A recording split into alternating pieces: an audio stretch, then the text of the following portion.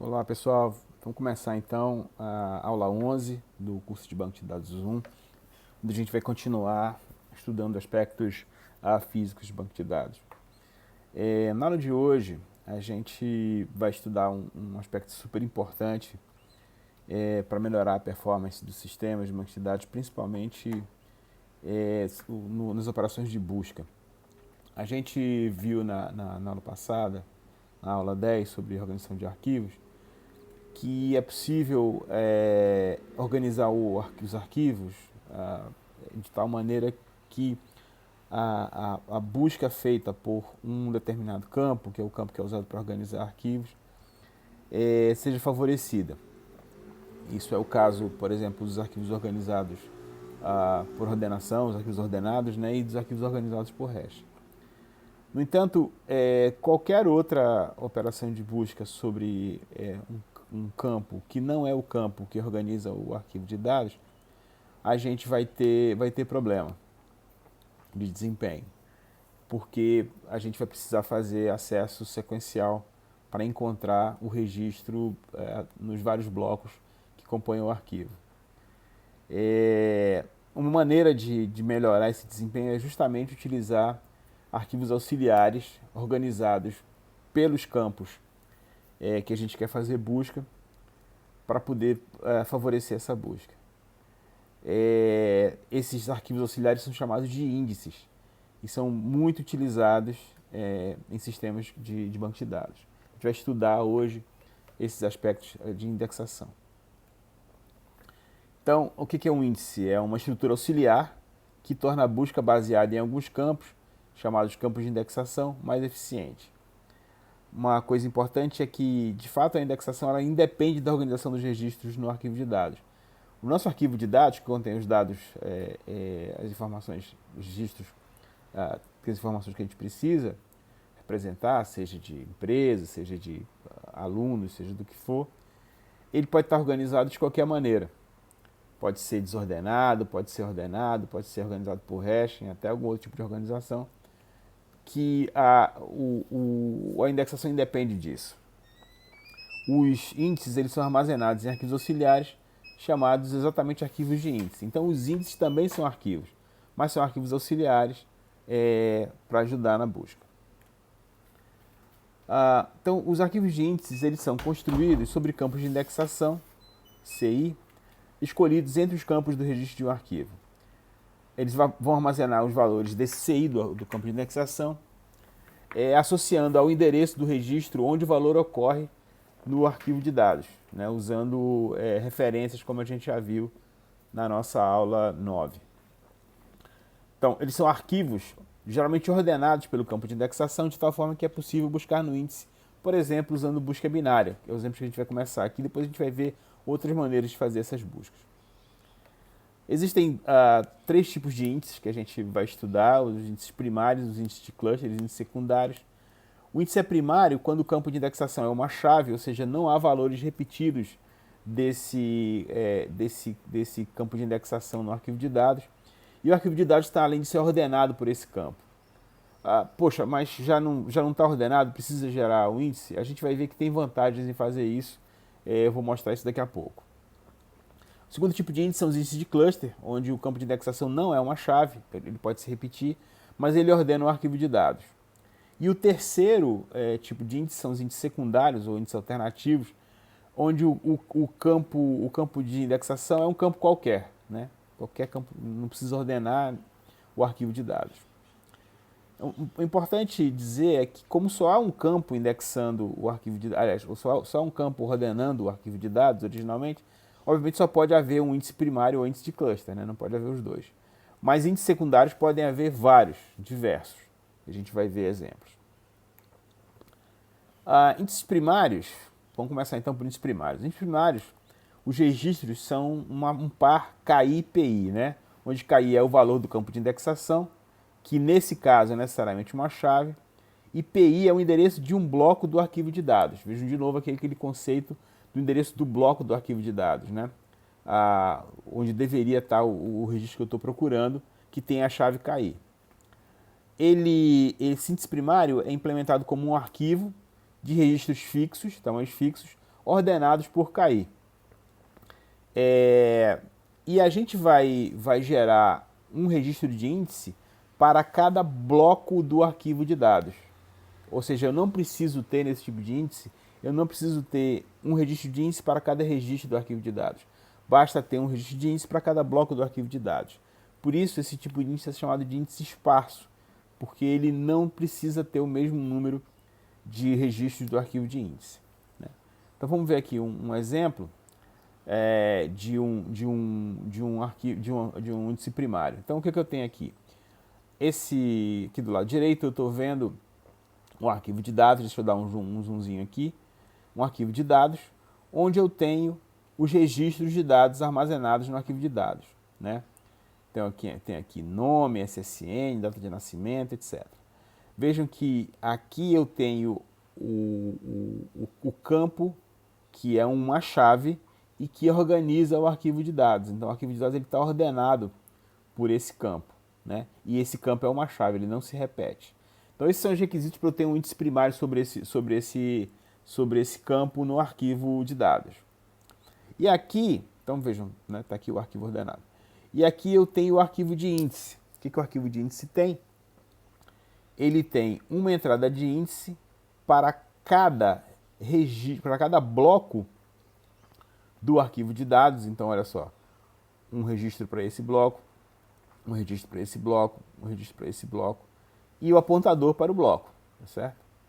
Então, vejam, eu só tenho um registro de índice para cada bloco do arquivo de dados.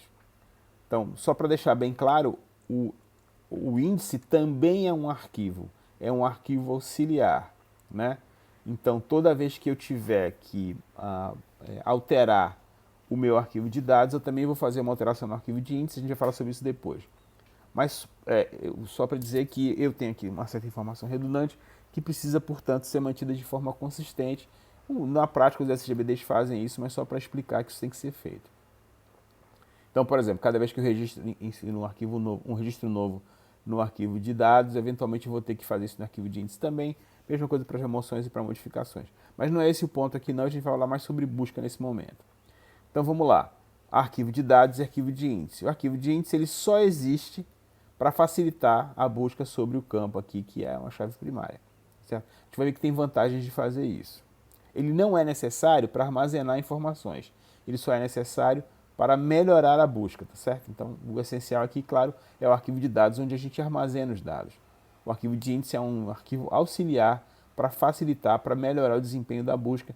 A gente vai ver um exemplo de como é que melhora daqui a pouquinho. Aqui o detalhe, né, onde eu tenho um registro de índice para cada bloco do arquivo de dados. Um para esse, assim por diante. Bom, então de novo, sobre índices primários. O KI, o campo KI do registro do arquivo de índice é a chave do registro âncora do bloco, ou seja, o primeiro registro do bloco.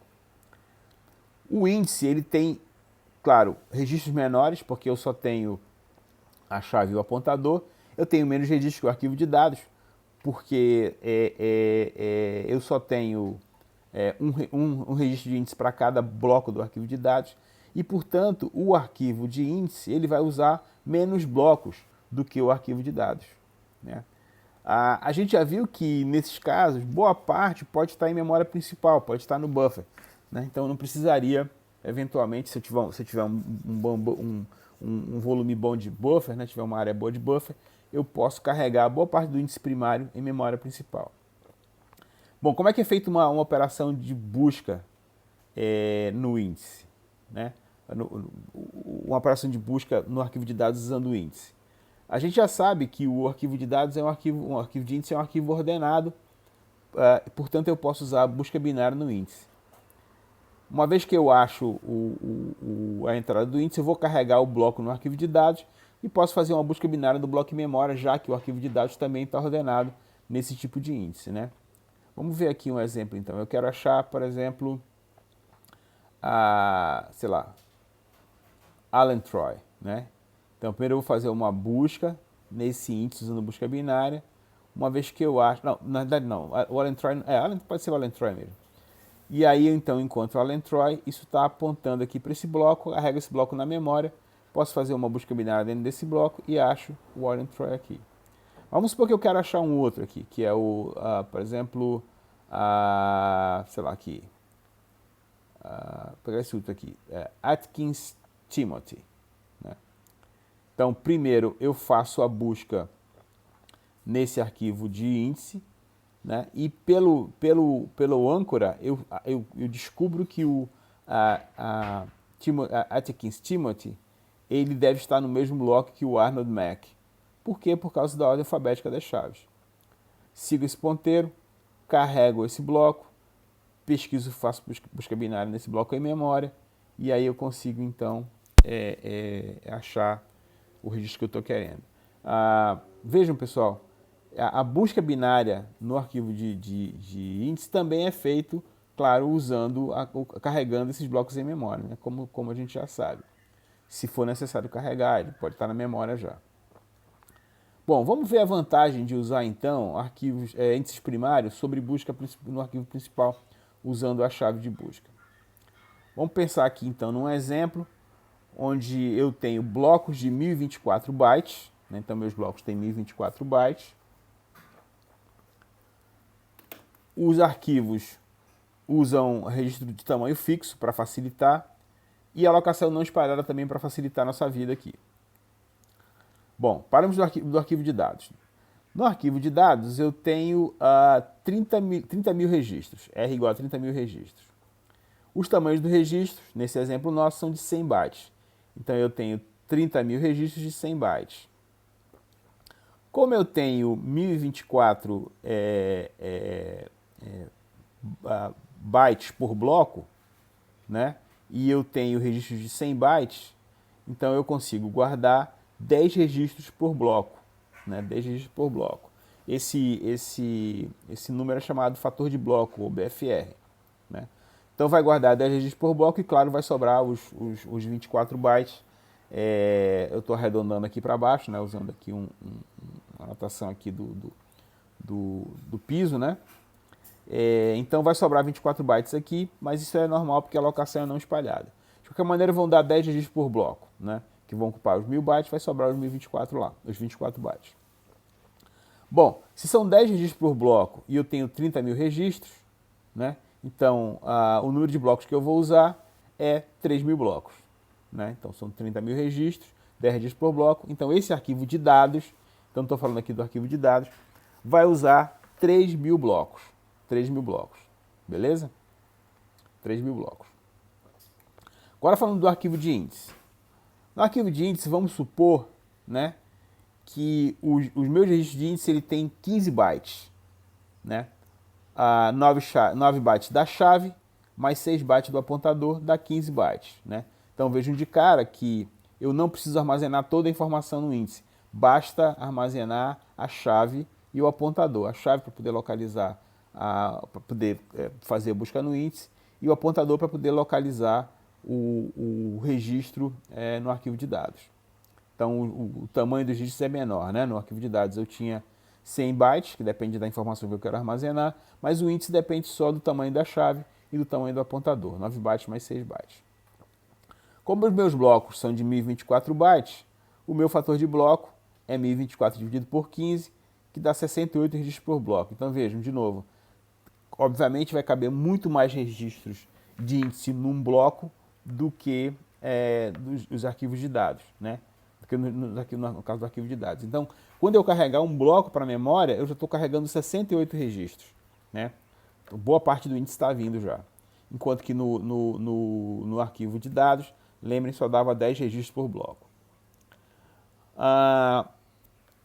Como esse índice é um índice primário, eu vou ter um registro de índice para cada bloco do arquivo de dados. E vocês lembram que o arquivo de dados tem 3.000 blocos. Portanto, eu vou ter 3.000 registros de índice nesse meu arquivo de índice.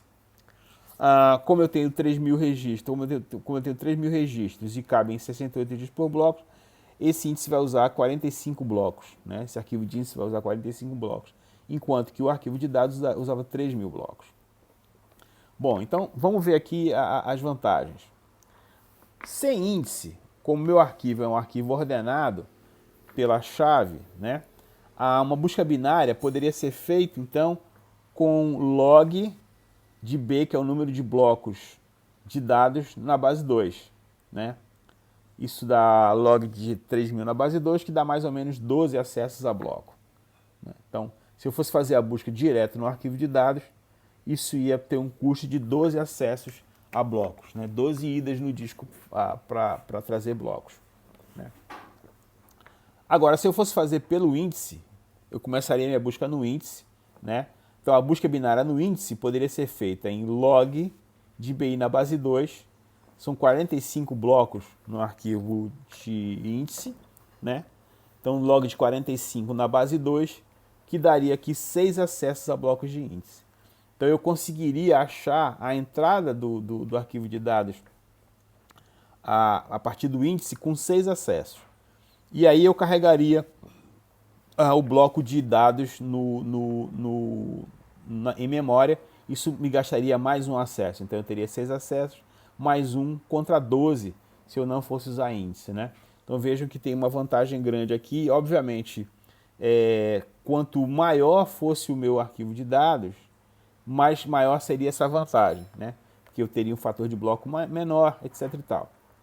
Então vejam que aqui o índice já está mostrando vantagem. Então mesmo que eu tenha o arquivo ordenado por um determinado campo e ele seja a chave, ainda assim há vantagens em usar o índice para fazer busca sobre esse campo, tá certo? Então os índices primários ajudam bastante aqui e é por isso que vocês vão ver na maioria dos SGBDs, quando você cria uma chave primária, já é criado automaticamente um índice primário associado àquela chave primária, né? Justamente para melhorar a busca. Isso é praticamente todos os SGBDs fazem isso automaticamente, né? Lembrem só que nesse caso, né, eu tenho, nesse exemplo aqui, nesse caso aqui, eu tenho dois arquivos. Eu tenho o arquivo de dados, que contém os dados que eu quero armazenar, todos, por exemplo, aqui, ó, a SSN, data de nascimento, job, salary, sex, etc. Então é o arquivo que armazena as informações, o arquivo de dados.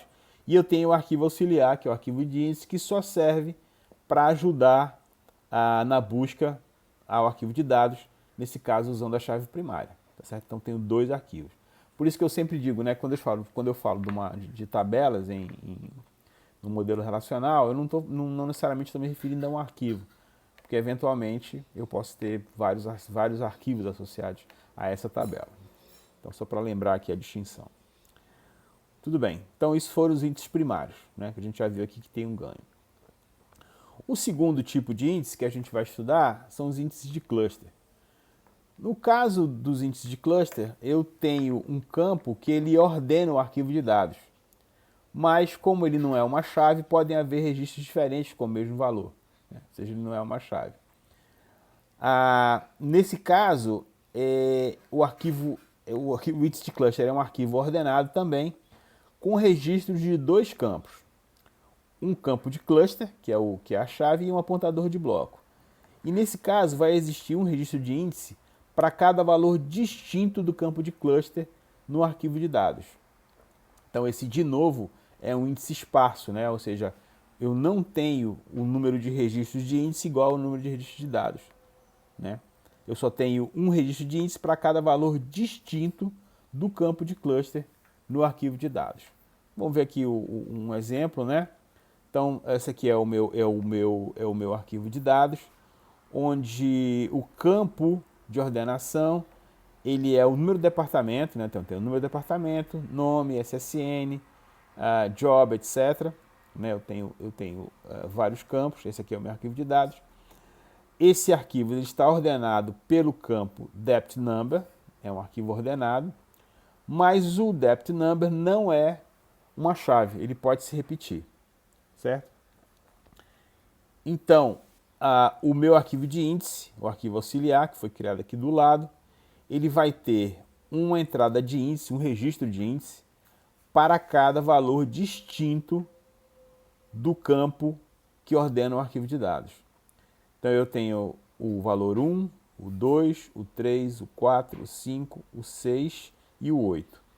Então, cada um desses valores está representado aqui. 1, 2, 3, 4, 5, 6 e 8. Certo? E o índice, né, o apontador do bloco de dados, ele aponta para o bloco que contém o primeiro registro correspondente a esse valor. Então, por exemplo, nesse caso aqui, o primeiro registro que contém os registros de dados que tem o valor 1 em depth number estão aqui nesse primeiro bloco. São 3 registros. O mesmo bloco contém o primeiro valor que contém... O primeiro registro contém o valor 2, né? Que continua aqui nesse outro bloco. 3 para cá, 4 para cá e assim por diante. Né? Percebam que nesse caso, quando a busca inicia, por exemplo, eu quero achar os registros que tem o valor de depth number 4. Então eu vou aqui no índice, faço busca binária no índice, sigo o apontador, encontro o primeiro bloco, boto esse bloco na memória, leio esse registro, esse, mas podem haver outros registros de valor 3, então eu tenho que ler o próximo bloco. Leio o próximo bloco, 3, 3, 3, 4. Quando eu descubro o primeiro registro que tem o valor diferente de depth number, eu posso parar a busca.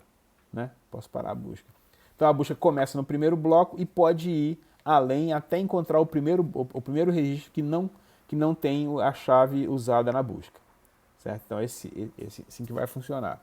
Então o custo é parecido, né? É uma busca binária sobre esse arquivo de índice, mas uma busca sequencial, nesse caso, a partir do primeiro bloco que contém o valor que eu estou buscando.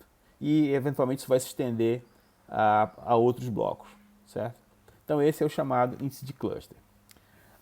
Uma coisa que pode ser feita no caso do índice de cluster é que, para facilitar remoções e inserções, eu posso usar um bloco de apontador para cada valor diferente do campo de cluster. E blocos adicionais podem ser encadeados quando necessário. Então, por exemplo, eu posso ter nesse bloco aqui somente os de valor 1, somente os de valor 2, somente os de valor 3, ou seja, eu não misturo valores no bloco. E se eu precisar de valores adicionais, de registros adicionais com esse valor, eu posso colocar um bloco adicional e posso encadear esses blocos, né? É o que está sendo feito aqui, deixa eu mostrar aqui no detalhe. Então, nesse caso aqui, é o 3 e aí eu estou encadeando, tá certo?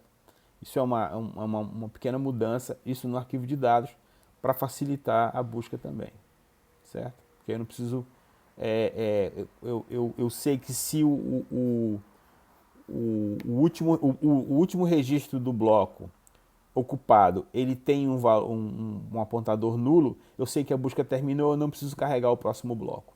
Né? Nesse caso aqui eu precisaria, né, que é o 3, está aqui no detalhe, mas nesse caso aqui, no primeiro bloco já tem tudo. Quando eu chego no último registro do bloco e tem um apontador nulo, eu sei que a busca terminou aqui. Certo? Mas nesse caso aqui ela vai continuar. Mas o fato é assim, eu não preciso ler o próximo bloco para decidir se eu vou continuar a busca ou não.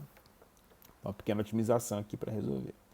Então esse foi o índice de cluster, né? Vimos então o índice primário, o índice de cluster. Vamos agora olhar o nosso terceiro tipo de índice, que são os índices secundários. Índice secundário é sobre um campo de indexação que não ordena um arquivo de dados. E pode ou não ser uma chave no arquivo de dados. Né? Na verdade, você pode criar índices secundários ou índices alternativos sobre qualquer campo do arquivo. Se o índice secundário é executado sobre chave, o campo de indexação não ordena um arquivo de dados, mas é uma chave. Então, existe uma entrada de índice para cada registro do arquivo de dados. Nesse caso, é um índice denso, olha. Vai existir uma entrada de índice, um registro de índice, para cada registro do arquivo de dados. A gente vai ver já que esse tipo de índice ele provê o maior ganho com relação ao acesso direto no arquivo de dados. Porque se o arquivo, se o campo que eu estou indexando, o campo que eu estou interessado em fazer busca, ele não ordena o arquivo de dados, a busca será sempre sequencial. Sempre sequencial. Então, o arquivo de índice ele ajuda muito nessas situações. Isso é uma coisa importante vocês entenderem, pessoal. Arquivo de índice geralmente é vantajoso de se ter sobre qualquer campo que eu quero fazer uma busca com muita frequência. Né? Então, por exemplo, se meu arquivo de dados é assim, ó, vou mostrar aqui um exemplo, e eu quero fazer, é frequente que eu faça buscas, por exemplo, pelo salário, né, ou pelo SSN, mas esses campos não ordenam o arquivo de dados. Então eu posso criar índices secundários sobre esses campos para ajudar na busca. E vocês vão ver daqui a pouco que o ganho é muito grande e a recomendação é que sempre que for necessário, sempre que for frequente fazer busca sobre um campo que não ordena o arquivo de dados, utilizar índice sobre ele, tá certo? Isso geralmente traz muitos ganhos. Então vamos lá, índices secundários. Olha aqui o exemplo. Esse aqui é meu arquivo de dados, né? Meu arquivo de dados, e é um campo qualquer que não ordena o arquivo de dados. Vocês estão vendo aqui que não ordena. Nesse caso, a gente está assumindo que esse campo é uma chave. O caso que não é uma chave, a gente vai ver depois, é fácil de entender. Tá? Então eu vou ter uma entrada de índice, né, para cada valor, para cada registro do arquivo de dados. Então aqui eu tenho o valor 1, então esse aqui é o meu arquivo de índice, que é um arquivo ordenado, arquivo auxiliar ordenado. Então 1 está aqui, onde está 1? Está aqui, 2 está aqui, 3 está aqui. Então, nos outros tipos de índices, eu não tinha um registro de índice para cada registro do arquivo de dados. Aqui, nesse caso, é necessário que a gente tenha, tá certo? Então, esse é o chamado de índice denso, os outros são esparsos por essa razão, certo? Então, eu tenho um arquivo de índice, um registro de índice para cada registro do arquivo de dados, né? Então, de novo, dois arquivos, o arquivo de dados onde tem os dados, arquivo de índice que é feito somente para facilitar a busca, tá certo? Então, vamos lá. Bom, vamos ver o ganho que a gente vai obter aqui com um exemplo. Vamos pensar aqui que os parâmetros gerais são os mesmos do exemplo anterior, e os parâmetros do arquivo de dados são exatamente os mesmos do exemplo anterior, né? 30 mil registros, 100 bytes por registro, 3 mil blocos de 1024 bytes. Vamos ver então agora o arquivo de índice, esse novo, né? Bom, a chave é a mesma, 9 bytes nesse caso, a gente está usando aqui, e o apontador, vamos supor que ele ocupe 6 bytes. O fator de bloco nesse caso é 1024 dividido por 15, 68. Mas o número de registros agora é 30 mil. Por quê? Porque agora existe um registro de índice para cada registro do arquivo de dados, né? Esse índice aqui é um índice secundário, portanto denso. Então, meu fator de bloco vai ser 30 mil, desculpa, o número de blocos que eu vou ocupar. O fator de bloco é 68, né? É a mesma coisa. Mas o número de blocos que eu vou ocupar agora é 30 mil registros dividido por 68, que é o número de registros que cabem num bloco. Então agora eu vou ocupar 442 blocos, bastante mais blocos do que no caso do índice primário. A busca sequencial sem índice, né, na média, como eu tenho 3 mil blocos, vai gastar 3 mil dividido por 2 na média, que é 1.500 acessos a bloco, porque a busca aqui é sequencial. Esse dividido por 2 é porque é por causa da média, né? Ele pode estar no primeiro, pode estar no último, na média ele está na metade, né? É o caso de complexidade do valor médio que a gente está acostumado a ver. 1.500 acessos a blocos. Com o índice, né, a busca binária sobre o índice vai levar log na base 2, né, de BI, que é o número de blocos no arquivo de índice, log de 442 na base 2, que dá 9 acessos a blocos de índice, mais a leitura do bloco do arquivo, do bloco do arquivo de dados que contém o que eu estou procurando. Então a gente está trocando aqui 1.500 acessos a blocos, no caso da busca direta no arquivo, por 10 acessos a blocos na busca que é feita a partir do índice. Então vejam que aqui tem uma vantagem enorme na execução dessa busca, tá certo? Por isso que então esse é um exemplo, né, que mostra claramente a vantagem de ter arquivos de índice, tá certo? Bom, agora o que acontece, então nesse exemplo que a gente viu aqui, o índice que eu usei, o campo que eu queria indexar para fazer busca sobre ele coincidentemente era uma chave, né? Ou seja, não se repetia. O que acontece se não for uma chave? Bom, se não for uma chave, eu tenho várias opções. Uma possibilidade é ter uma entrada disso para cada registro do arquivo de dados, igualzinho que a gente viu lá. o que vai fazer é aumentar o número de entradas de índice, né? Não vai ter jeito. Outra opção é eu ter vários apontadores em cada entrada do índice, um para cada posição do arquivo de dados onde o valor do campo de indexação ocorre. Então, como agora eu posso ter várias ocorrências, em vez de ter um apontador só, eu posso ter um conjunto de apontadores onde eu vou apontar para as várias possíveis ocorrências dos registros no arquivo de dados. Outra opção 3, a opção 3 é cada entrada do índice apontar para um bloco que contém apontadores de bloco para o arquivo de dados. Então, é esse caso aqui, ó. Então aqui eu tenho meu índice, esse cara aponta para um bloco de apontadores, e esse bloco de apontadores aponta os registros que tem, por exemplo, vamos pegar aqui o 3. 3 aponta para o bloco de apontadores, o bloco de apontadores aponta para esse bloco que tem 3, para esse bloco que tem 3, para esse bloco que tem 3, certo? E para esse bloco aqui que tem 3 também. Né? Então, nesse caso aqui, eu teria que ter no índice os blocos de indexação e os blocos de ponteiros. Né? Aqui é um exemplo de caso em que eu ia ter um arquivo, no caso o arquivo de índice, com registros de tipos, blocos que guardam registros de tipos diferentes. Tá certo? E o arquivo de dados ele existe por si só, independente de qualquer coisa.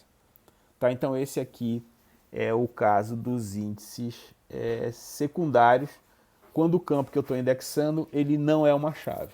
Tá certo? Beleza.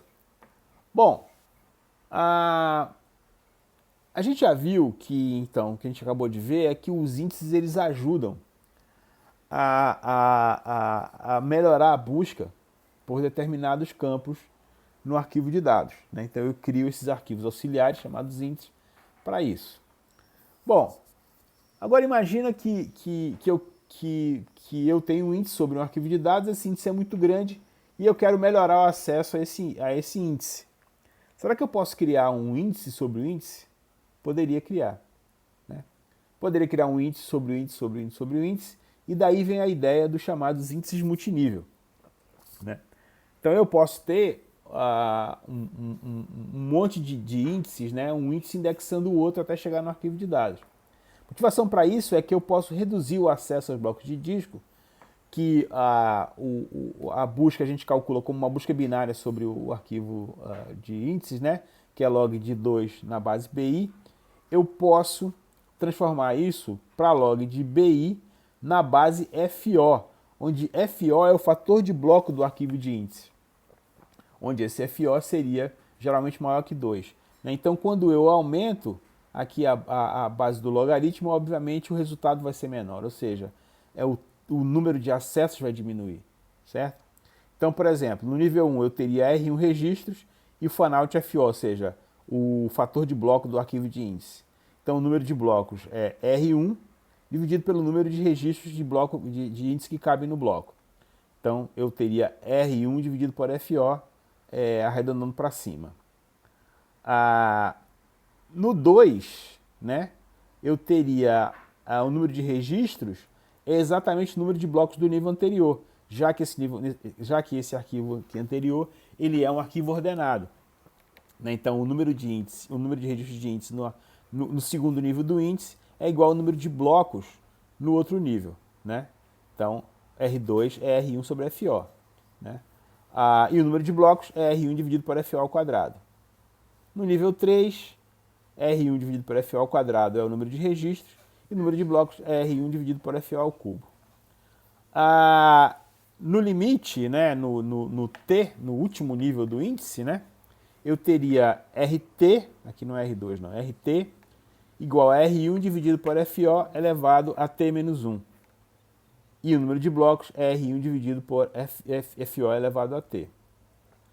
Então, ou seja, o número de blocos ele vai diminuindo à medida que eu vou aumentando o nível do meu índice, né? E no final eu só vou ter um bloco, né? Essa aqui é a história. Então, olha só, esse exemplo aqui de um índice de 2 níveis. Então, no primeiro nível, eu tenho o nível principal. Então, eu começo a busca nesse nível, faço a busca no segundo nível e, finalmente, no arquivo de dados. Então, eu conseguiria fazer aqui qualquer busca nesse caso com a leitura de um bloco, 2 blocos e 3 blocos. Né? Então, eu diminuo diminua aqui o custo de acesso aos arquivos, né? Vamos ver direitinho qual seria o custo desse índice, da busca num índice como esse, num índice multinível. No último nível, vai ocorrer só um bloco, né? Portanto, aquele R1, o número de blocos, o R1 dividido por FO elevado a T, ele é 1, né? Ele é 1. Assim, o número de níveis T, fazendo aqui a conta ao contrário, vai ser T igual a teto de log de R1 na base FO. O que eu fiz aqui foi aplicar o logaritmo, tá? Só isso que eu fiz, né? E ele pode ser de qualquer nível, primário, secundário ou de cluster. Então, o número de blocos que eu vou ler é dado por R1, log de R1 na base FO, onde R1 é o número de registros no arquivo de índice do primeiro nível. E FO é o FONOUT, é o número de registros de índice que eu consigo botar num bloco. Então veja, quanto menor esses registros, maior é o FANOUT, né? E menor vai ser o valor desse logaritmo, né? Portanto, o T vai ser menor também. E o tempo de busca, o número de blocos que eu vou ler para poder chegar no meu arquivo, também é menor, tá certo? Essa aqui é a ideia aqui dos índices multinível. Vamos pegar aqui um exemplinho. Vamos supor que o meu FANOUT, como antes, é 68, o número de registros que eu tenho por bloco. Então, no nível 1, eu teria 442 blocos, aquela conta que a gente fez antes. No nível 2, eu teria 442 dividido por 68, 7 blocos. E no nível 3, 7 dividido por 68 dá um bloco só, né? Um bloco só. O número de níveis, portanto, é log de 30.000, que é o número de registros de índice no primeiro nível, na base 68, que é o FANOUT, né? Que é o número de registros que cabem num bloco. Portanto, 3. O número de acessos, nesse caso, seria T, o número de níveis do índice, mais 1, que é quando eu faço o acesso ao arquivo de dados. Então, eu teria 4 acessos a bloco, nesse caso aqui. Então, vejam a diferença disso, né, para aquele índice que a gente viu secundário, que era 10 acessos, né? Então, caiu de 10 acessos para 4. Né? E quanto maior o FANOUT, maior vai ser o ganho, tá certo? Então esses são os índices multinível. Se o índice for esparso, é necessário acessar o bloco no arquivo de dados para determinar a existência do registro. Ainda que existem problemas quanto à inserção dos registros, pois cada nível do índice é um arquivo ordenado fisicamente. A solução seria deixar espaço livre para a inserção dos índices, né? Porque cada vez que eu inserir uma chave, eu vou ter que eventualmente fazer a inserção dessa chave nos vários níveis do índice. Isso pode ser um problema. Aliás, a manutenção toda, remoção, alteração, teria que ser feita em todos os níveis. Uma solução seria deixar espaço livre para inserção dos índices, como a gente viu lá na aula, na nossa aula 10 sobre arquivos ordenados. E nesse caso, eu teria o índice dinâmico multinível. Bom,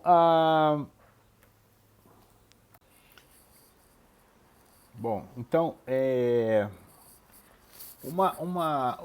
essa ideia de usar índices multiníveis pode ser generalizada e pode ser melhorada se a gente imaginar que esse índice, no fundo, é como se fosse uma árvore, né?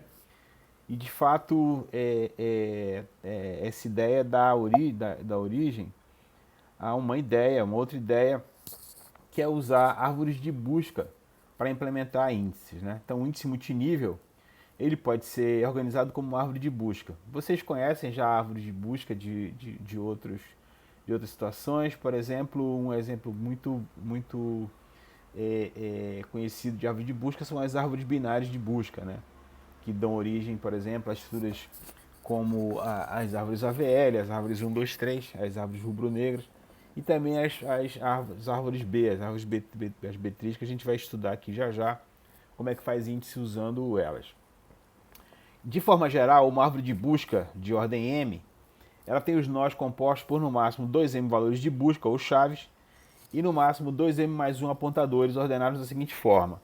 Eu tenho um apontador para uma subárvore à esquerda, P1, uma chave K1, uma chave P2, uma chave K2 e assim por diante, até ter aqui, nesse caso eu tenho J chaves, né, de K1 até J, e J mais um apontadores, né, para subir árvores. Então, esse J do índice aqui da chave, ele é sempre igual, menor ou igual a 2 elevado a m. Aqui eu perdi pronto. Ele é sempre o valor menor, menor ou igual a 2m. O PI é nulo ou aponta para uma subárvore. KI é um valor de busca único, ou seja, uma chave. E dentro de um nó, né, as chaves estão ordenadas, né? A primeira é menor que a segunda e assim por diante até a última. Menor pode ser menor ou igual, né? Mas geralmente é mais fácil falar em menor. Então, para todos os nós de chave X, nos nós de uma subárvore, apontada por PI, a gente tem que todos esses X aqui são menores ou iguais que todos os valores de chave X são menores ou iguais a K1, né, para o primeiro apontador. Para o último, todas as chaves da subárvore apontada pelo último apontador são maiores do que o valor da chave QK-1. E para um nó genérico qualquer, todos os valores apresentados, todos os valores de chaves da subárvore apontada por PJ são maiores do que a chave KJ-1 e maiores do que a chave KJ. Então isso é a estrutura geral de uma árvore de busca, né? Que a gente vai já ver como é que faz para implementar um índice usando uma árvore de busca. Então a gente pode usar também uma árvore de busca como mecanismo de acesso aos registros de um arquivo de dados. Cada KI, nesse caso, é o valor do campo de busca de indexação do arquivo. E pode haver um apontador para o registro ou bloco que contém o registro onde KI ocorre. O arquivo de índice é criado usando um bloco de disco para cada nó da árvore. Então, nessa estrutura de índice que a gente está estudando agora, que é baseada em uma árvore de pesquisa, o arquivo de índice é criado usando um bloco de disco para cada nó da árvore. Então, cada nó da árvore vai ser armazenado num bloco de disco, tá certo? Quando o novo registro é inserido no arquivo de dados, uma nova entrada deve ser criada no índice para inserir uma chave e um apontador para o novo registro. É desejável, como qualquer árvore de busca, que a árvore esteja balanceada, ou seja, as folhas têm que estar aproximadamente no mesmo nível. E para evitar desperdício, a gente vai tentar evitar que blocos e nós estejam excessivamente cheios ou vazios para evitar desperdício de espaço. Uma boa opção para implementar um índice nessas condições, como árvore de busca, é justamente a famosa as árvores B, né? Então, isso porque a árvore B é uma árvore de busca com restrições. É uma árvore que é mantida balanceada, a carga em cada nó está sempre entre 50% e 100% do espaço que está disponível no nó. Na inserção, quando a carga tendência é superior a 100%, acontece um overflow, né, e é executada a operação de divisão de blocos. E na remoção, quando a carga se torna inferior a 50%, que é formalmente chamado underflow, é executada uma operação de concatenação de blocos merge para evitar desperdício de espaço. Então a árvore B é uma estrutura de dados que vocês devem ter estudado talvez em memória, e para a memória secundária, memória principal e para a memória secundária, ela é bastante útil na implementação de índices para arquivos de dados em bancos de dados. Aqui um exemplo de uma árvore B, né? Então nesse caso aqui é uma árvore que eu tenho 1, 2, 3 níveis. Aqui a raiz, aqui eu tenho M igual a 1, né? Ou seja, eu tenho no máximo 2 chaves por bloco, né? Ou por nó. Então lembre-se que na árvore B, cada nó vai se transformar num bloco, vai ser um bloco, vai ser implementado num bloco de disco, né? Então eu tenho ponteiros que apontam para as subárvores. Então todas as chaves nessa subárvore são menores do que 5, todas as árvores nessa subárvore são maiores do que 5, né? E assim por diante, né? A busca é feita nessa árvore carregando-se primeiro a raiz, né? Examinando em que direção seguir, qual ponteiro seguir, e carregando os blocos sucessivamente. Por exemplo, se eu quero achar aqui a chave 8, né, carrego esse primeiro bloco na memória, verifico que essa chave não está nesse bloco, né, vejo que chave 8 é maior do que 5, então carrego o próximo bloco, que é esse aqui, a chave não está na memória, 8 é maior do que 6 e menor do que 9, portanto sigo esse apontador, carrego esse bloco na memória e acho a chave que eu queria procurar. Então veja que esse cara é um índice multinível, né? Um índice multinível, né? Parecido com o que a gente viu agorinha, né? Antes da gente começar a falar sobre árvores B. Então funciona como índice multinível, mas tem a vantagem de, sendo uma árvore B, ser uma árvore de busca e ter as garantias de balanceamento que são desejáveis para poder manter todas as chaves mais ou menos na mesma altura da árvore. Então, como é que faz a indexação com a árvore de B? Então, a gente faz uma árvore B de ordem 2M, né, de ordem 2M, desculpa, de ordem M, isso aqui tá errado, vou corrigir logo aqui, que isso aqui sempre dá confusão, de ordem M, né? Então, a ordem da árvore é M, é uma árvore de pesquisa onde cada nó possui no máximo 2 M-chaves. Cada nó, exceto a raiz e as folhas, tem pelo menos M-chaves e apontadores de dados. E um nó com J menor do que 2M tem J mais 1 apontadores estruturais ou de índice. E todas as folhas estão no mesmo nível. Os algoritmos de inserção e remoção, que são os da árvore B, devem observar essas restrições para poder manter o balanceamento. Então está aqui um exemplo agora de um nó de uma árvore B usada para indexação. Vocês notem aqui o seguinte, a gente tem agora, além dos apontadores estruturais de árvore, né? Então esse apontador P1 aponta para essa subárvore, esse apontador PK aponta para essa subárvore, e assim por diante. Esse aqui aponta, cada um aponta para uma subárvore, né? Tree pointer, estão vendo aqui, ó? Tree pointer, tree pointer, tree pointer, tree pointer. A gente tem um outro ponteiro adicional, um data pointer. Um data pointer, outro. O que o data pointer aponta? Ele aponta para o bloco no arquivo de dados que contém, né, os registros cuja chave é essa. No caso K1, no caso KI-1, KI, KQ-1. Certo? Então agora você tem três tipos de apontador. Dois tipos de apontador, desculpa.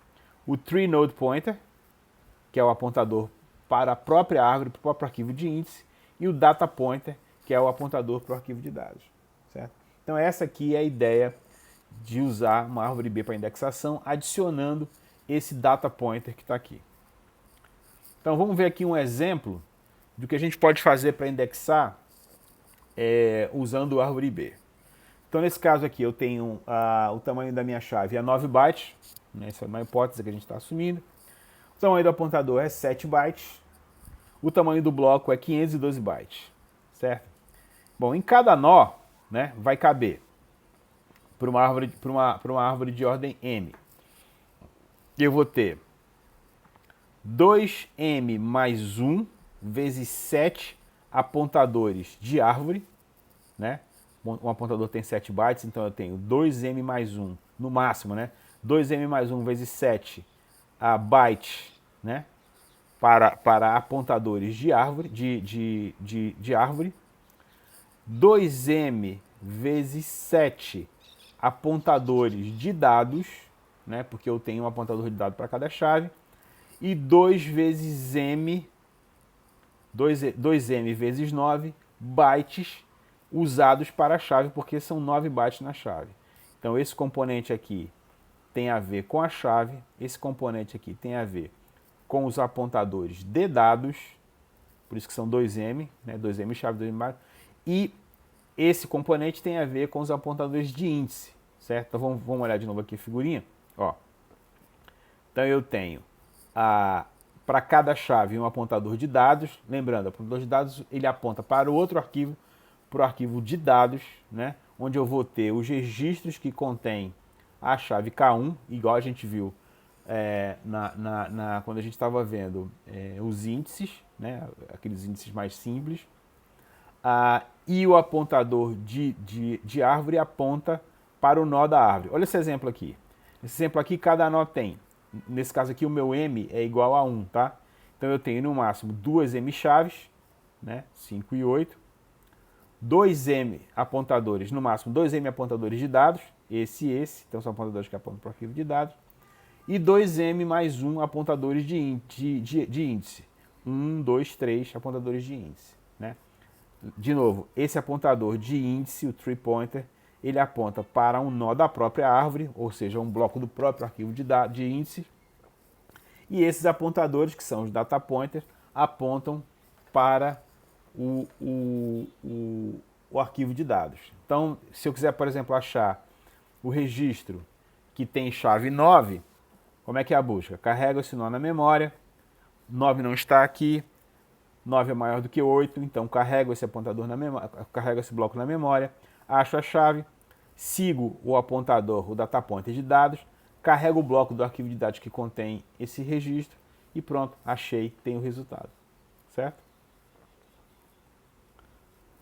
Bom, então, sob essas condições, cada nó deve caber repetindo 2M mais 1 vezes 7 bytes, mais 2M vezes 7 bytes, mais 2M vezes 9 bytes. Então, isso aqui é o que deve caber. Se o meu bloco ele tem 512 bytes, certo? 512 bytes, então, todo esse valor aqui deve ser menor do que 512. Fazendo as devidas transformações, a gente vai ver que esse M, né, ele é menor ou igual a 10,9. Então, o M é igual a 10. Né? Menor ou igual, tem que ser um número inteiro, M igual a 10. Então, o que quer dizer o seguinte, nessa árvore, nos nós dessa árvore, vão caber 21 apontadores de índice, 20 apontadores de dados e 20 chaves em cada nó dessa árvore, certo? Então, eu determino o valor de M como? Primeiro, eu preciso saber o tamanho dos meus blocos, porque cada bloco vai armazenar um nó da árvore, né? Lembre-se que o parâmetro do bloco ele não é determinado pela nossa aplicação, mas sim pelo sistema. Dependendo lá do sistema operacional, dependendo da formatação, do padrão de formatação do disco, eu tenho o número de blocos, vocês já sabem como é que obtém, inclusive, isso do sistema operacional. E a carga de dados que eu tenho que colocar nesse nó. Nesse caso, as chaves têm 9 bytes e os apontadores têm 7 bytes. O apontador eu não posso mexer, porque também é um parâmetro do sistema, mas a minha chave, por exemplo, se eu reduzisse essa chave de 9 bytes para 5 bytes, eu poderia ter nós com mais chaves. E se a chave fosse maior, tivesse 20 bytes em vez de 9, o meu M seria menor também. Certo? Então o M é determinado em função do que eu pretendo armazenar, principalmente do tamanho da chave, né? Do que eu preciso armazenar no meu índice para poder acessar os meus dados. Então já dá para ver aqui que chaves maiores envolvem índices que vão ocupar mais espaço no bloco, né? Mais espaço porque eu vou ter menos registros por bloco. Então já sabemos disso de saída, depois a gente vai voltar nessa informação. Bom, então para M igual a 10, nesse exemplo aqui, no nível 0 da árvore, eu vou ter um bloco com 20 chaves e 21 apontadores de árvore, né? No nível 1, eu vou ter 21 blocos, 420 chaves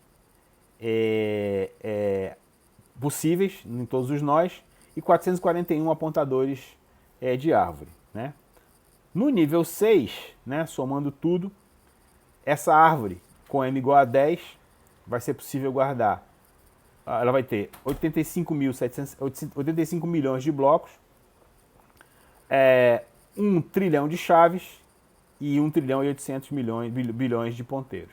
Isso no nível 6. Então, nessa árvore aqui, com 6 níveis, né, com 6 leituras de bloco, eu consigo indexar quase 1 trilhão de chaves. Né? Mais de 1 trilhão de chaves, quase 2 trilhões de chaves na realidade. Né? Então vejam o que é possível fazer com uma árvore B. Quer dizer, até com 6 níveis eu já consigo indexar quase 2 trilhões de itens, né? de chaves. Vejam que isso aqui significa que, na pior das hipóteses, para acessar qualquer um desses quase 2 trilhões de chaves, eu vou, no máximo, gastar 6 idas ao disco. Né? 7, né? Porque começa em 0 aqui. 7 idas ao disco. Né? Se eu aumentar o meu M para 20, né, usando as mesmas continhas lá, por exemplo, eu posso aumentar o M para 20 mexendo no tamanho da minha chave, né? Minha chave menor e o meu M então vai aumentar.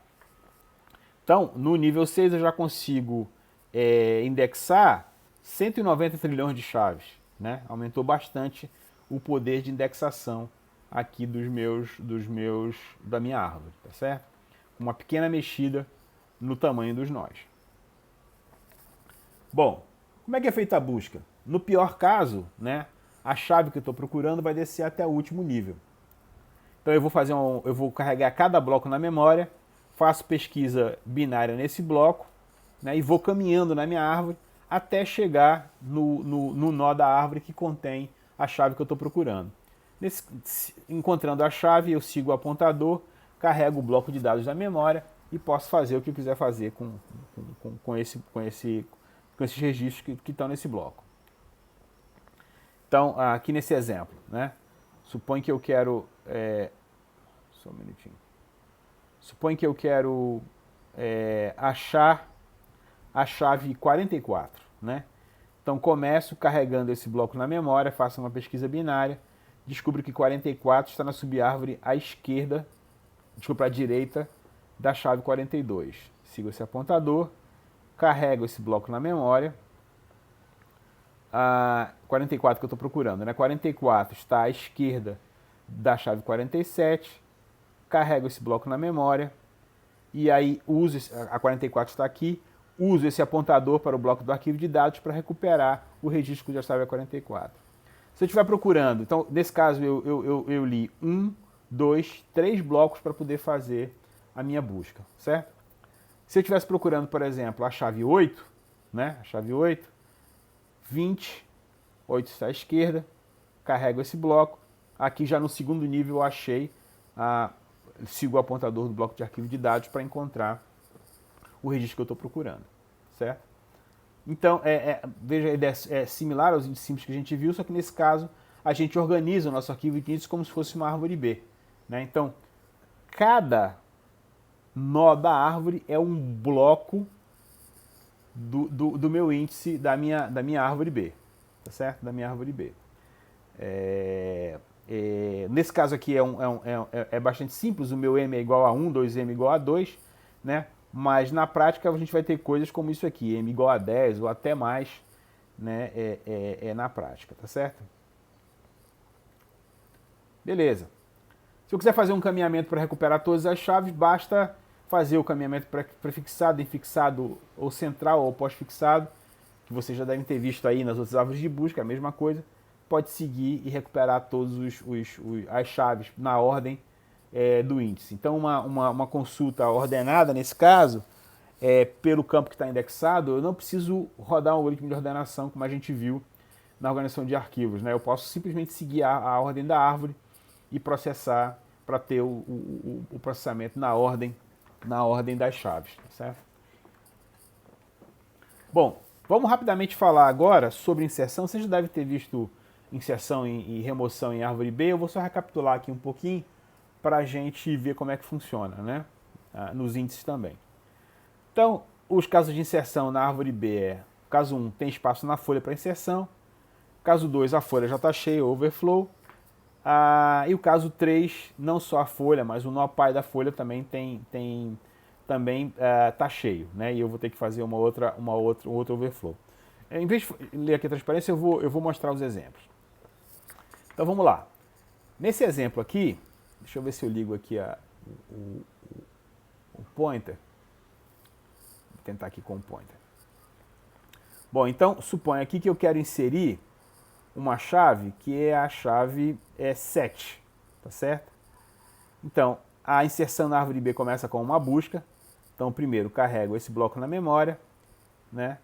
Sigo o apontador, carrego esse bloco na memória, sigo o apontador e descubro que a inserção será feita nesse bloco. Carrego para a memória, escrevo a chave 7 aqui, em memória, e mando gravar de novo esse bloco no disco. Pronto, está feita a inserção, né? Isso aconteceu porque, nesse caso aqui, eu tinha um espaço adicional para a inserção da chave nesse bloco. Tá certo? Um outro exemplo aqui, a inserção da chave 37, né? Então, 37, sigo o apontador, deve estar para cá, porque está entre 20 e 42. Carrego esse bloco na memória, tenho espaço, insiro a chave 37 aqui. Aliás, desculpa, insiro aqui não. Continuo a busca, né? Deveria estar aqui. Nesse caso aqui, eu não tenho espaço para inserção na folha, né? Toda a inserção, então, tem uma busca que sempre termina na folha. E, eventualmente, nesse caso aqui, eu tinha espaço na folha para inserção, mas nesse caso aqui eu não tenho espaço na folha para inserção. Então, o que eu vou fazer? Eu preciso abrir esse espaço. Como eu faço isso? Operação de split. Então, eu vou dividir esse nó em dois, né? Então, eu vou ter as chaves 37, 39 e 37, 37, 39, porque eu quero inserir a chave 37. A chave do intervalo do meio vai ser inserida no nó pai e eu vou refazer a indexação criando um novo nó para fazer essa inserção. Foi o que aconteceu aqui. Tá certo? Foi feita a inserção aqui. Esse bloco aqui, que tem a chave 39, é novo. Foi um bloco novo recém-alocado para poder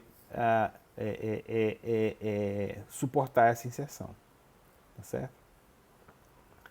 Um caso mais drástico é a inserção da chave 57. Então, 57, 42, carrego esse bloco na memória, deve estar aqui, aqui não tem espaço. Então, o nó 57 deveria ser inserido aqui, mas ele não tem espaço. Então, o que eu faço? Crio um novo nó, que nesse caso é esse nó aqui 60, né? A chave central, que é a 57, vai ser inserida no pai. O pai não tem espaço, divido o pai e vou fazendo essa divisão até chegar na raiz. Então, essa divisão será feita na raiz aqui, ó. Então, a árvore, vejam que agora essa árvore, ela cresceu um nível, né? Típico de árvores B que crescem de cima para baixo, né? Elas ganham sempre um nível novo. Minha árvore anterior tinha 3 níveis, agora ela tem 1, 2, 3, 4 níveis, certo? Vejam que a coisa mais interessante aqui, que é uma característica das árvores B, é que todas as folhas desceram um nível, ou seja, ela se manteve balanceada. Então, essa é uma característica da inserção da árvore B, tá certo? Então, são os casos de inserção da árvore B. Deixa eu ligar aqui o meu. Bom, remoção. Então uma alternativa no caso da inserção é verificar se os nós irmãos têm um nó cheio que recebe uma nova chave na tentativa de redistribuir as chaves, evitando assim divisão do nó, porque divisão do nó significa escrita e leitura de novos blocos de memória, né? Então, de disco. Então isso é sempre traumático, a gente já sabe. Então nesse caso aqui, por exemplo, eu quero inserir a chave 60, tá certo? Deixa eu ligar aqui de novo o meu brush. Seria a chave 60, tá certo? Ela seria inserida aqui, mas não há espaço. Então, em vez de dividir esse nó, como seria o normal, e também causar a divisão desse nó que está cheio, o que eu vou fazer? Eu vou rebalancear as chaves entre esse nó e o seu nó vizinho, nesse caso, o seu nó vizinho à direita. Tá certo? Poderia ser à esquerda também. Então, agora, olha só, aqui eu tinha chaves 45, 52, 59, 73, 81 e 87. Então, inseri a chave 60 aqui e mandei a chave 73 para cima para poder manter a ordem da ordenação e baixei a chave 75 para redistribuindo entre os elementos, entre os vizinhos, tá certo? Então vejam, essa operação ela envolveu 3 blocos, né? Esse bloco que já estava na memória, esse que foi carregado para distribuição e esse que foi carregado também para receber a chave 73. Certo? Então esse é o processo de inserção nas árvores B. Com rebalanceamento de chaves, como opcional.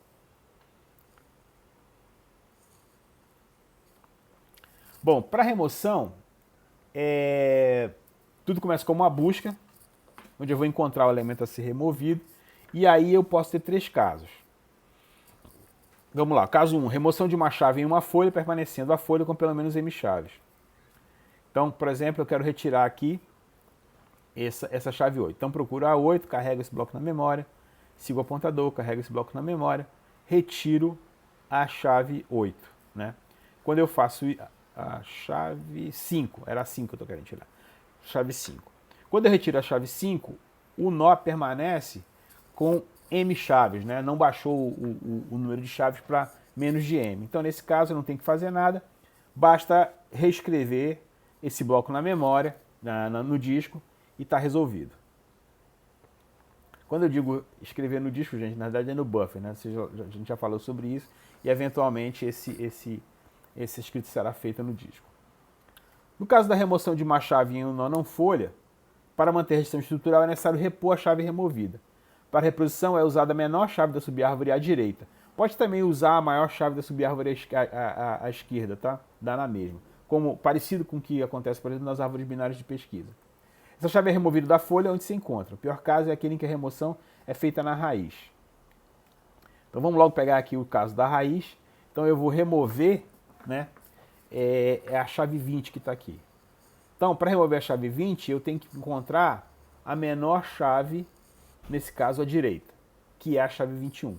Para acontecer isso, eu vou ter que andar a árvore toda. Ou seja, eu vou ter que ler esse bloco, esse bloco, esse bloco, achar a chave 21 e reponho, né, o nó da árvore para manter a estruturação da árvore, para manter o critério de pesquisa. Né?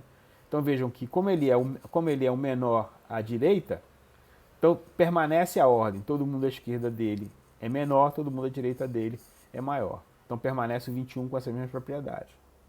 A coisa que aconteceu aqui foi que esse nó, ele continuou aqui com M chaves, então também não preciso fazer nada. Né?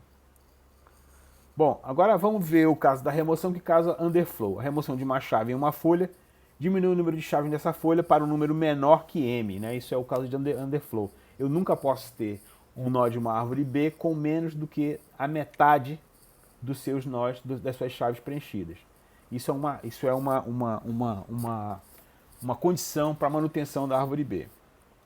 Deverá haver transferência de chaves de um nó irmão dessa folha, balanceando o número de chaves para uma quantidade aproximadamente igual nos dois nós. Vamos ver aqui então. Nesse caso, a ordem da minha árvore B é 3, ou seja, eu tenho 6 chaves no máximo, 1, 2, 3, 4, 5, 6.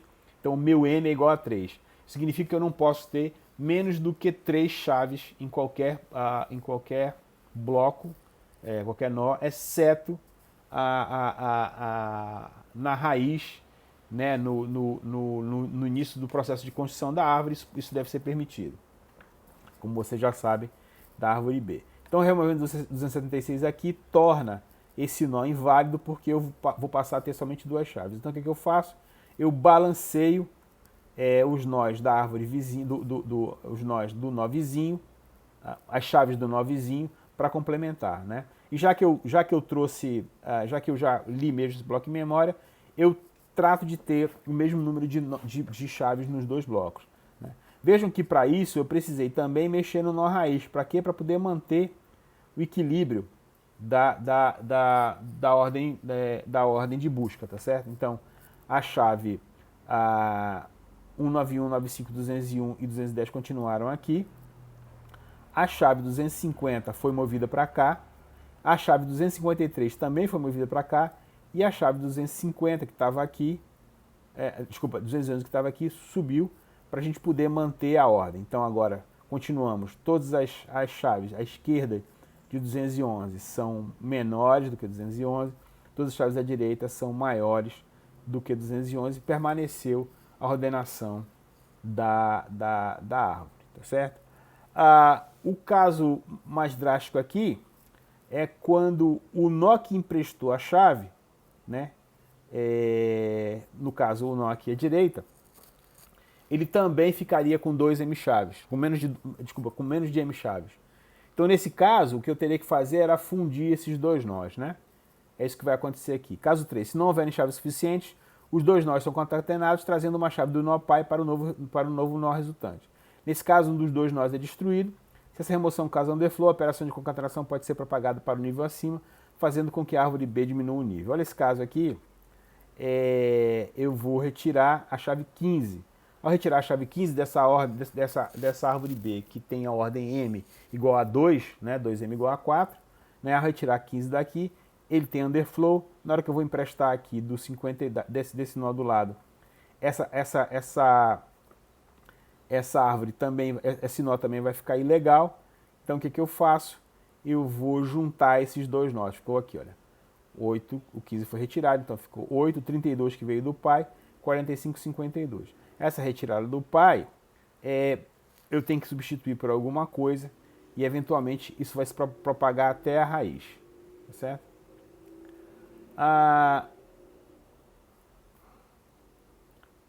No underflow a gente tem os seguintes subcasos. O nó irmão de um nó folha que sofreu remoção de chaves tem chaves suficientes para emprestar.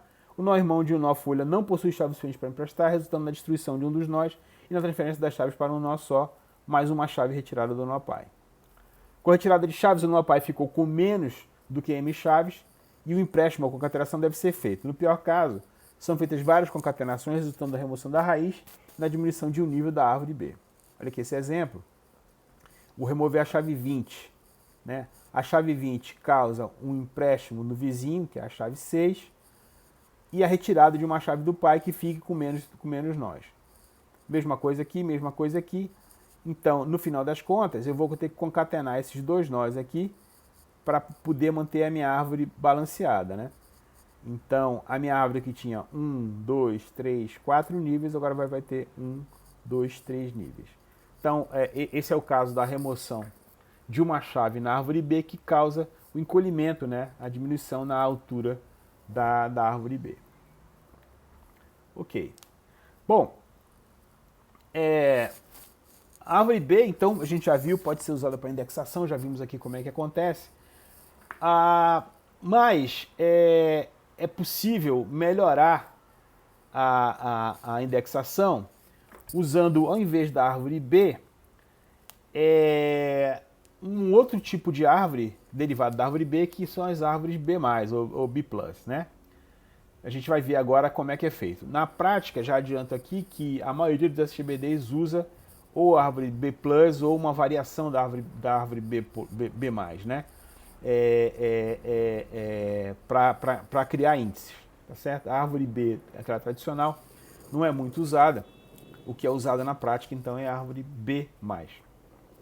Árvore de busca, então, o que são as árvores de busca B+? São árvores de busca enárias, então são árvores de busca balanceadas, derivadas das árvores B tradicionais, né? Aqui a gente vai usar nessas transparências a palavrinha página para se referir ao bloco da árvore. É a mesma coisa, tá? O nó da árvore e corresponde a um bloco de disco. Qual que é a diferença das árvores B? Nas árvores B+, todas as chaves devem ocorrer nas folhas, mesmo que também ocorram nos nós internos, né? Então tem uma repetição aqui, tem uma certa redundância. Eu preciso das chaves nos nós internos para poder chegar nas folhas, mas todas as chaves se encontram nas folhas.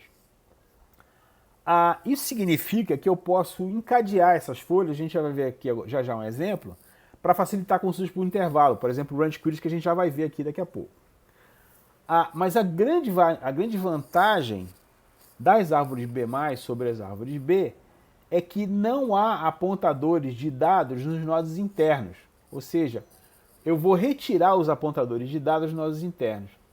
Isso permite que eu tenha mais espaço para guardar chaves nos nodos internos, tá certo?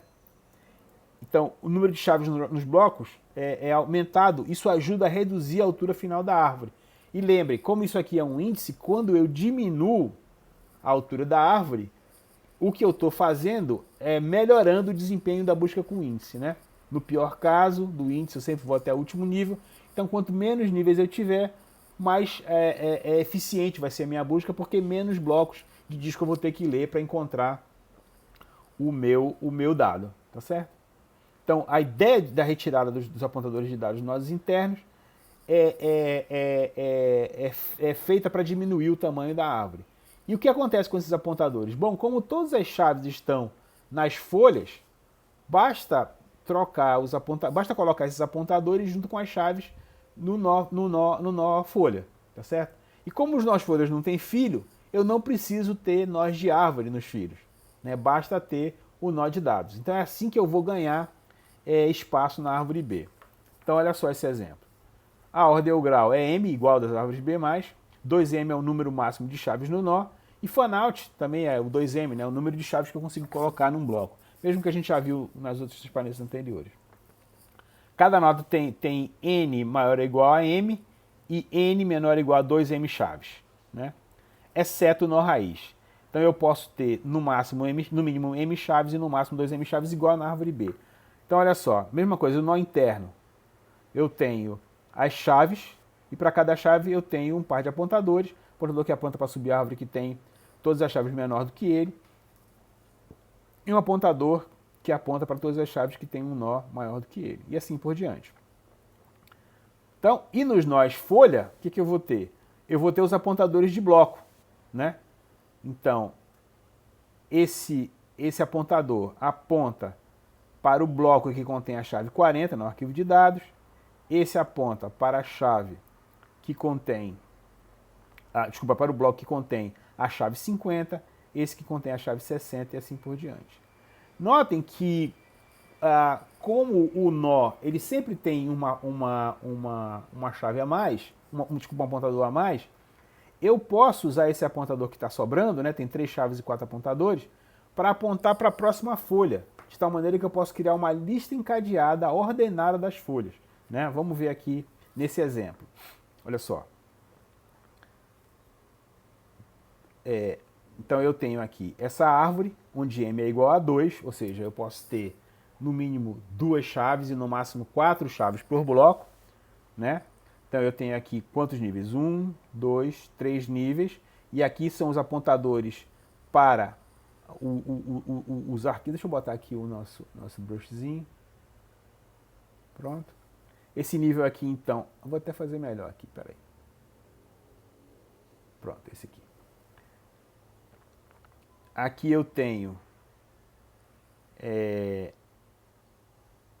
os apontadores de dados, né? Os apontadores de dados que apontam para blocos do arquivo de dados, e vejam que todos ocorrem aonde? Somente no último nível, certo? Somente no último nível. E eu posso agora encadear as minhas folhas de tal maneira que, se eu quiser buscar na ordem, né, fizer uma varredura na ordem da chave, basta caminhar para o primeiro bloco e depois seguir os apontadores na ordem desses apontadores aqui, né? Então, por exemplo, se eu quero encontrar todas as chaves entre 30 e 80, né, então eu vou procurar o 30, carrego esse bloco na árvore, carrego esse bloco no disco, 30 está à esquerda, carrego esse bloco no disco, 30 está aqui, carrego esse bloco do disco na memória, posso varrer todas as chaves que estão aqui restantes, sigo o apontador, pego o próximo bloco e assim por diante até terminar a minha busca, tá certo? E se eu quiser pegar os dados no arquivo de dados, basta seguir esse apontador aqui, está resolvido o problema. Vejam que os nós internos, né? Os nós internos, ou seja, os nós não folha, eles não têm apontadores de dados, eles só têm apontadores de índice que apontam para nós da própria árvore e assim por diante. Nesse caso aqui o M é igual a 2. Deixa eu ligar o meu brush. Bom, de novo, como é que eu vou determinar M? Agora, a chave, suponho que tem 4 bytes, meu apontador tem 8 bytes, e os blocos são 4096. Então, agora basta ter 2M chaves, 2M chaves e 2M mais 1 apontadores na árvore. Eu não tenho mais aquela história de ter apontadores de índice e apontadores de dados. Eu só tenho um tipo de apontador, né? Isso tem que caber num bloco, que é 4096, o que vai me dar um M de 170. Né? Então eu consigo, nesse caso, armazenar até 2 vezes 340 chaves, né? 2 vezes M, no máximo 340 chaves no meu bloco de índice nesse caso. Né? Então vejo que isso causa, se a gente comparar com a árvore B, né?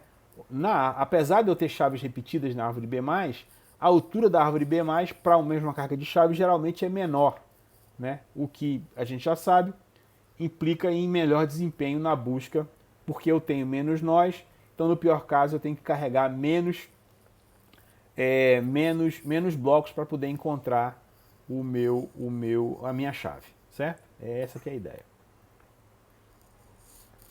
Então vamos lá, uma busca, né, valores exatos de chave. Eu vou ler, por exemplo, select nome from pessoa where idade igual a 25.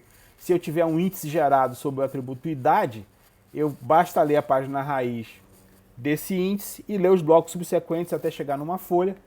E aí eu vou ter a pessoa que tem idade igual a 25, né? Ou as pessoas que têm idade igual a 25, porque deve ter mais de uma. Aí entra naquela história que a gente já viu, né?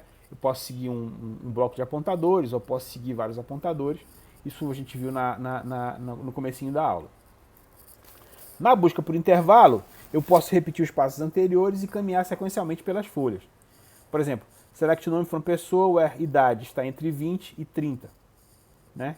Então, nesse caso, se eu tiver o índice sobre o atributo idade, eu vou chegar no primeiro bloco que tem 20 e depois sigo sequencialmente até o último bloco que tem idade 30.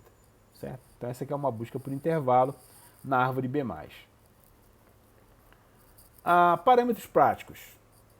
Ordem típica de uma árvore B+. Por exemplo, uma ordem típica de 100. Né? E ao invés de usar 50%, vamos supor que essa árvore ela fica ocupada 67%, só para a gente ter uma ideia aqui do tamanho de uma árvore, né? O fill factor dela. Então a ocupação típica seria o 133, né? A gente teria 67% ocupado, então 133 chaves ocupadas. Nessas condições, na altura 4, eu teria 133 elevado a 4, ou seja, eu poder indexar 312 milhões de registros. Né? Na altura 3, eu poderia indexar, eu poderia ter aqui é o seguinte, se a árvore tivesse altura 4, nessas condições, eu poderia indexar 312 milhões de registros. Se ela tivesse altura 3, eu poderia indexar 2 milhões de registros. Vejam a diferença que faz um nível aqui, né? O interessante é que os níveis mais altos da página, eles poderiam ser armazenados completamente no buffer pool. Por exemplo, o nível 1 teria uma página, o nível 2 teria 133 páginas. Essas duas páginas, esses dois níveis poderiam caber inteiramente no buffer pool. Né? Ocuparia, sei lá, 8 KB, 1 MB, tipicamente aí, se as páginas fossem lá, aqui nesse caso as páginas são de 8K, né? Então se a página fosse de 8K, 133 páginas ocupariam 1 MB, e no nível 3, 133 MB. Então, de repente, eu tenho disponível no meu buffer 133 mais 9 dá 142 MB. Eu poderia armazenar todo o nível 3 da página. O que significa o seguinte, até o nível 3 eu não precisaria ir no disco, só daí para frente, né? Diminuindo ainda mais o impacto do índice na busca, certo? Bom, assim como na árvore B, os algoritmos da árvore B+, eles também tendem a preservar as propriedades da árvore B, né? Com algumas variações aqui, porque agora todas as folhas estão na raiz. Vamos ver esse caso aqui. Eu quero inserir no nó folha, né, e eu tenho espaço no nó folha. Então, basicamente, a inserção é feita. Mas se eu não tiver espaço, eu tenho que enviar uma chave para o pai. Né? Vou ver aqui um exemplo. Pronto, eu quero inserir a chave 19. A chave 19 seria inserida aqui. Eu tenho espaço nesse caso, né? Basta inserir 19, né? E pronto, está feita a inserção. Não tenho nada para fazer. Porque eu tinha aqui um espaço para a inserção dessa chave aqui nesse bloco, né? Só para lembrar, como é que funciona? Eu sempre tenho que chegar numa folha. Então, carrego esse bloco na memória, né? 19 não é aqui, eu vou até a folha, né? Seguindo a folha. Venho para a esquerda, porque 19 é menor do que 80. 19 é menor do que 20, carrego esse bloco. carrego esse bloco na memória, como eu tenho espaço, escrevo a chave 19 nesse bloco e salvo no disco. Além disso, eu também tenho que salvar, além da chave, o endereço do bloco no arquivo de dados que contém a chave 19. Então, está feito aqui, certo? Fiz a inserção. Agora, se eu quiser inserir a chave 25, que será inserida nesse nó, né, eu não tenho espaço para inserção aqui, então eu vou ter que fazer vai acontecer um overflow, e eu vou ter que pegar uma chave e jogar para fazer a inserção no nó pai. Então, isso que está acontecendo, isso aqui causa um overflow, né? Então uma das chaves vai ter que ser inserida no nó pai. Nesse caso, a chave 30, que é a chave do meio, né? A chave central, que é para poder manter a indexação, eu vou inserir no pai. Pronto, então está feito aqui depois do split, né? Uma coisa interessante aqui é que cada vez que ocorre um split desse, né, onde eu divido o nó, esse nó vai ser dividido, né? Eu crio mais espaço para inserção, né? E quanto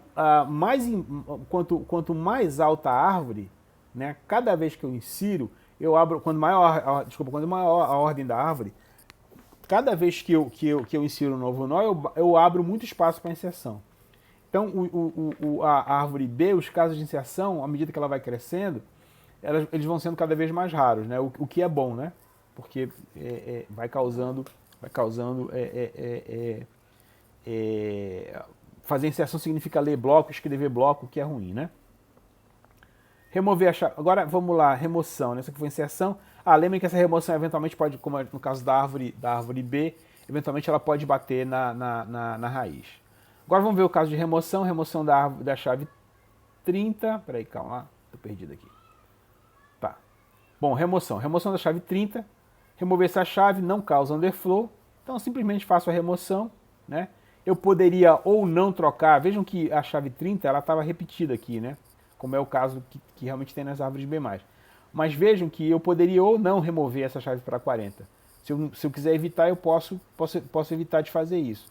A vantagem é que eu tenho um bloco a menos para ler, né? Mas por outro lado, esse bloco aqui vai ficar cheio. Então eu tenho que decidir, os dois comportamentos são possíveis.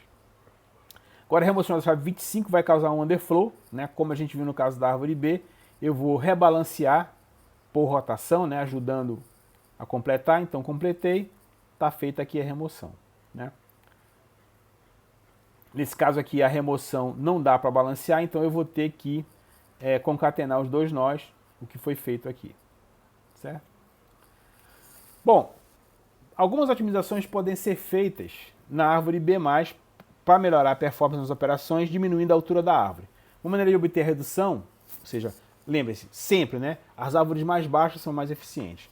Uma maneira de obter essa redução é aumentar o fan-out, ou seja, tentar colocar mais chaves nas folhas, representando as chaves de forma mais comprimida. Isso é particularmente interessante quando as chaves são strings longas. A compressão pode complicar os algoritmos de inserção, remoção e busca. Às vezes, simplesmente diminuir o comprimento de uma string ou não indexar string já pode ajudar bastante, né? Então, por exemplo, se eu quero indexar nome e nome tem, sei lá, 100 posições de largura, de repente eu posso ver se eu consigo representar, em vez de 100, representar com 80, dado a minha carga de dados. Se isso acontecer, eu consigo bastante flexibilidade, né? E se eu puder indexar inteiros ao invés de strings, melhor ainda. O desempenho é sempre melhor porque o espaço ocupado nas folhas é menor, portanto a árvore vai ficar mais baixa no final, né? Também posso, eventualmente, existe uma maneira de fazer compressão de sufixo, ou seja, se eu tiver uma chave, por exemplo, uma página contendo as chaves manino, mana, manari, manarino, manela, manele, man é um prefixo comum. Então, em vez de armazenar esse prefixo, eu posso simplesmente usar o sufixo, tá? E armazenar o comprimento total da string que ela vai ter. Então, por exemplo,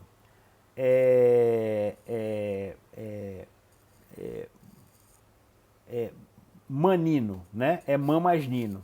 Então, tem um comprimento 3, o sufixo, né? Mesma coisa ali do man, do na, etc. Tá certo? Compressão de sufixo pode ser usada, muitos SGBDs usam. Bom, a gente viu aqui, até agora, o uso de árvores B como mecanismo de indexação, né, que são muito utilizados. Alguns sistemas também permitem o uso, você pode escolher usar hash na indexação. Então, os trees de hash podem ser usados também para indexação. A performance da busca é, em geral, melhor do que as árvores B. Né? É O de 1, porque uma vez que eu acerto, eu só vou lá. Mas, como a gente já sabe, hashing para indexação vai ser ineficiente para busca por intervalo, o que é muito bom nas árvores B. E eu posso ter desperdício de espaço, porque às vezes eu vou ter entradas do hash que vão ter poucas chaves. Para isso pode-se usar como soluções hash extensível e hash linear. O hash extensível a gente já viu, eu não vou repetir, a gente já viu quando a gente estava olhando os arquivos. Eu vou só deixar aqui os slides para vocês depois olharem. Tá? Bom,